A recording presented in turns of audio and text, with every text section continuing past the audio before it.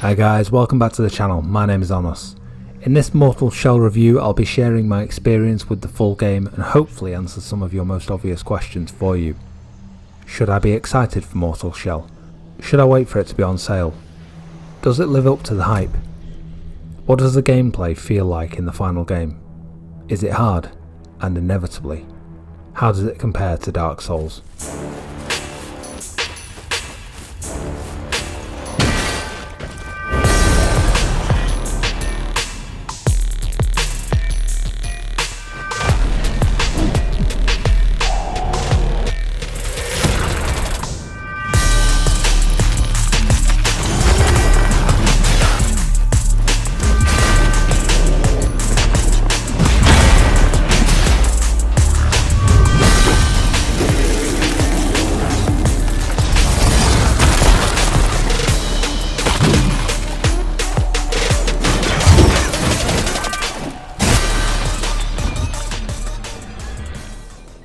Before we start, let me first say that this is an independent review.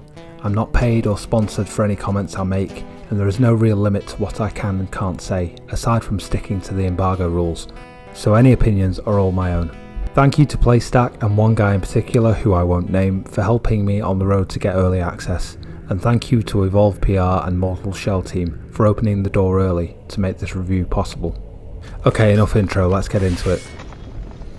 The story and setting of Mortal Shell is shrouded in mystery. You rise from a mysterious pool with no explanation of your mission or intent, and very quickly find yourself able to inhabit the shell, the body of its previous owner. As you progress, you will meet NPCs along the way who will give you hints about the world and your purpose, and a story which can be uncovered if you make sure to read the items you find and pay attention to the NPCs you meet along the way. Without spoiling anything, let me say that there is lore in this game. In this way, the game does remind me of Dark Souls. You start with no clue about your role in the world, but for those that want to know, the answers are available. One thing to mention is that there is no character creation in this game. You start the same way that everyone else does, and you have the choice of 4 mortal shells to inhabit. If you want to get all 4, then you will need to find them yourself. Only one of the shells will be made available to you as a starting point. Each of the shells has its own set of skills which can be unlocked as you progress through the game, by collecting 2 types of resources. You will need tar, which is the equivalent of souls or amrita depending on if you're a souls or a neo main. Tar can be lost on death, as you might expect, and then collected again if you make it back to where you died. There is a second resource you will need called glimpses, which is a view into the life of your shell. In essence, you need to learn about who they were in life and then spend the tar in order to unlock their abilities. You do not lose the glimpses on death. Weapons are also found during your playthrough, but these can't just be picked up from random enemies you encounter. You will find the weapons in very specific places which you will need to find throughout the world, often attached to a specific fight in the game. In terms of build crafting, this at first seems very limited.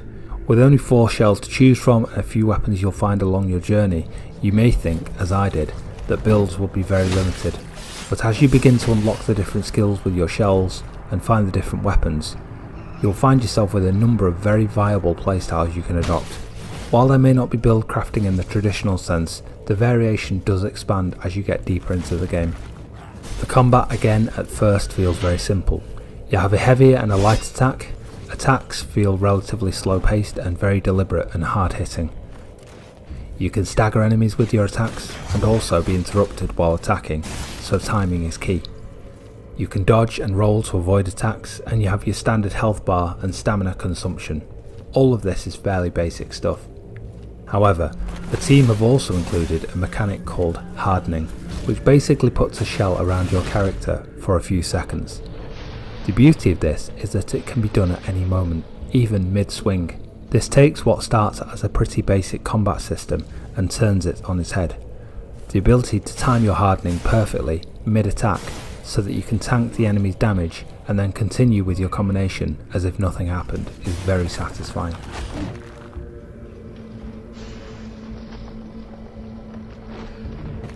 As you progress through the game, you will unlock a parry ability with a riposte, and also special moves you can do with each of the weapons, which will use another resource called Resolve. The parries also synergize with in-game consumable items, which can augment your parry and riposte and add additional effects or buffs to your character. So what begins with a fairly basic combat system if you're used to Souls-like games becomes a much more intricate dance between attack and defense. When done correctly, it's very satisfying to use and gives you all the tools you need to survive in the world. The enemies are varied and interesting with a host of different abilities to take you down. The game will set you up with ambushes which, if you're anything like me, might just make you shout some obscenities as your heart tries to jump out of your mouth.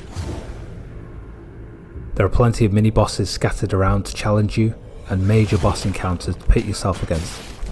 One thing I would say, from my own experience so far in the game, I haven't struggled too badly with the boss fights. I have died once or twice to them as I learn the mechanics, but returned to beat them without too many deaths. That is not to say I'm an expert by any means. There are certain set pieces in the game or room encounters which are seriously challenging. I have found personally that making progress through the different areas in the game is sometimes much more challenging than the boss itself. There is one set of circumstances in the game after a particular boss fight which was harrowing and genuinely tested my skill and endurance to get through, and scared the life out of me at the same time. The setting of the game is dark and foreboding. The areas are intricate and very easy to get lost in, or to lose your bearings.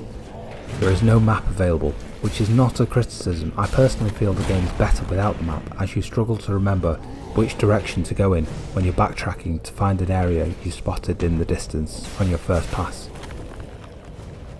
The different areas in the game are very distinct from one another and very striking. You will not find yourself feeling that the game is repetitive at all, and even when you need to return to an area after completing certain parts of the story, you may find that things have changed in an area that you have previously mastered, which adds a further level of challenge. So, going back to some of the questions mentioned at the beginning of the video, should I be excited for Mortal Shell? If you're a Souls fan, then I would say a definite yes. The game does not have the level of depth that Dark Souls or Neo has in terms of the character builds, but the gameplay experience, combat, world and challenge of the game are fantastic. Should I wait for it to be on sale? I don't feel that you need to sleep on this game. The price point is around $30. For that price, and from my own point of view, I would definitely be happy with the goods. Does it live up to the hype? I'd say it does. Honestly, when I first tried the beta out, I didn't enjoy the game that much, and I wasn't too excited. But I had some problems with the PC and was unable to play the beta longer than a couple of hours as a result. Having spent a long time in the game now and seeing how it has progressed, I love it, and I'm seriously impressed that the Mortal Shell team only has 15 core members. What does the gameplay feel like in the final game? Is it hard? Yes, it's tough. The boss fights haven't been as challenging from my own experience as I thought they would be, but I haven't managed to fight them all yet, so there's no guarantee that I won't suddenly meet an Artorias or Shibata Katsui in the future. Aside from the bosses, I'm happy to say that I have maxed out at least one of the shells in the game, and despite being as tough as I can be, the game is still very challenging. There is no easy mode despite the abilities I now have access to. How does it compare to Dark Souls? I'd definitely say that it has a similar feel in terms of the world and lore. The gameplay and combat is heavy hitting, deliberate and more advanced than that of Dark Souls, but again, the build customization is more limited, which I feel may limit the replayability of the game. You're very unlikely to get the same amount of hours out of this game. The estimated time to complete is around 20 hours. Honestly, I think you'll get more out of it than that unless you're a real Souls pro and you decide not to investigate every area fully. I have scored this game at 8.8 out of 10 based on the criteria on screen now.